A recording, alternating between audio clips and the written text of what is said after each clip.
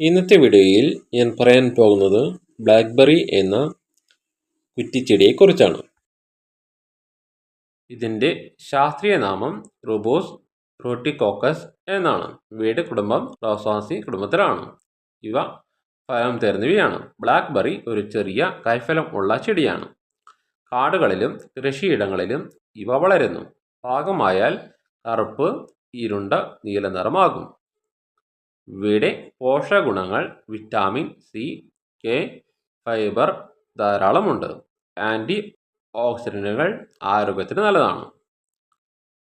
ഇവ പ്രതിരോധശേഷി വർദ്ധിപ്പിക്കാനും ദഹനം മെച്ചപ്പെടുത്താനും ഹൃദയാരോഗ്യത്തിനും സഹായകമാണ്. ഇവ കൃഷി ചെയ്യുന്നത് മിതമായ കാലാവസ്ഥയിലാണ്. നല്ല നീർവാർച്ചയുള്ള മണ്ണായിരിക്കണം. സൂര്യപ്രകാശം ആവശ്യമാണ്. ഇവ നേരിട്ട് ഭക്ഷിക്കാം. Jam, juice, dessert, cake, ice cream എന്നിവയിൽ ഇവ ഉപയോഗിക്കാറുണ്ട്. പാകമായ ബ്ലാക്ക്ബെറി ഫലത്തിനുള്ളിലെ വിത്തുകളാണ് തുടക്കം. അനുയോജ്യമായ ഈർപ്പവും താപനിലയും ലഭിക്കുമ്പോൾ വിത്ത് മുളയ്ക്കും. വിത്ത് പൊട്ടിച്ച് ചെറിയ തൈ പുറത്തു വരുന്നു. വേരുകൾ മണ്ണിലേക്ക് പടർന്നു പിടിക്കുന്നു. ഇലകളും തണ്ടുകളും വളരുന്നു. ഈ ഘട്ടത്തിൽ ചെടി ശക്തപ്പെടുന്നു. വെളുത്ത അല്ലെങ്കിൽ ഇളം പിങ്ക് നിറത്തിലുള്ള പൂക്കൾ വിരിയും.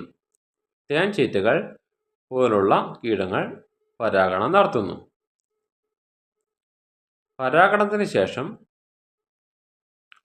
പച്ച നിറത്തിലുള്ള ചെറുഫലങ്ങൾ രൂപപ്പെടുന്നു. ഫലങ്ങൾ ആദ്യം ചുവപ്പ് നിറത്തിലേക്കും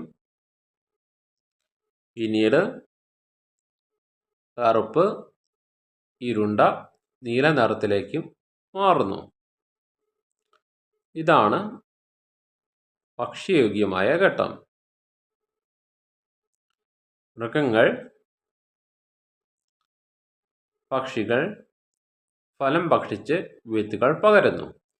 ഇതിലൂടെ പുതിയ ചെടികൾ വളരുന്നു. നല്ല നീർവാർച്ചയുള്ള മണൽ ലോം ഉള്ള മണ്ണായിരിക്കണം. pH 5.5 മുതൽ 6.5 വരെ ഏറ്റവും നല്ലതാണ്. സാധാരണയായി തൈകൾ അല്ലെങ്കിൽ തണ്ട് കഷ്ണം ഉപയോഗിച്ച് വളർത്തുന്നു. വിത്ത് ഉപയോഗിച്ചാൽ മുളപ്പിക്കാൻ കൂടുതൽ സമയം വേണം. വരിയായി നടുക. ചെടികൾക്ക് ഇടയിൽ 1.5 മീറ്റർ വിടവുണ്ടായിരിക്കണം. താങ്ങിനായി കയറുകൾ, ഡ്രില്ലീസ് സംവിധാനം നല്ലതാണ്. ആദ്യകാലത്ത് സ്ഥിരമായ വെള്ളം നൽകണം. വെള്ളം കെട്ടി നിർത്തരുത്. ഇവയുടെ വളപ്രയോഗം കമ്പോസ്റ്റ് ഒരു വളം ചേർക്കാവുന്നതാണ്. ആവശ്യമെങ്കിൽ ജൈവവളം NPK സമതുലിതമായി ചേർക്കാവുന്നതാണ്. പഴയ ഫലം നൽകിയ തണ്ടുകൾ മുറിച്ച് കളയുക.